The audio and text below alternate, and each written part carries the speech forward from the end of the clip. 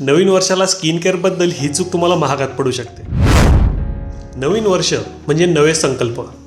प्रत्येक वेळेस आपण नवीन संकल्प करतो आणि तो पूर्ण करण्यासाठी पूर्णपणे प्रयत्न करत असतो, पण प्रत्येक संकल्प हे पूर्ण होत नाही।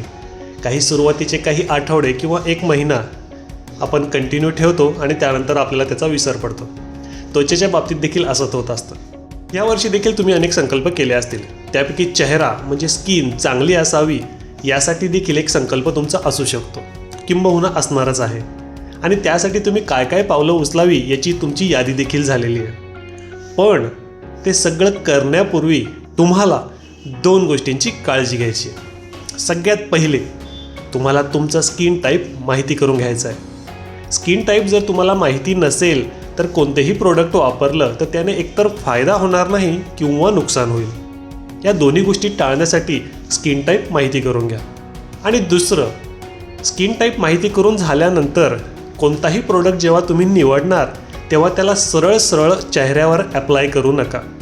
त्याची आधी ॲलर्जी टेस्ट करा आणि त्यानंतरच त्याला वापरायला घ्या।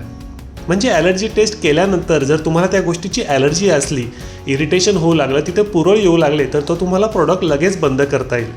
पण समजा ॲलर्जी टेस्ट न करता तुम्ही तो प्रोडक्ट चेहऱ्यावर लावला आणि त्याने पुरळ आले तर ते तुमचा चेहरा आधीपेक्षा जास्त खराब करू शकतं। नवीन वर्षाच्या सुरुवातीला ह्या गोष्टींची काळजी घ्या।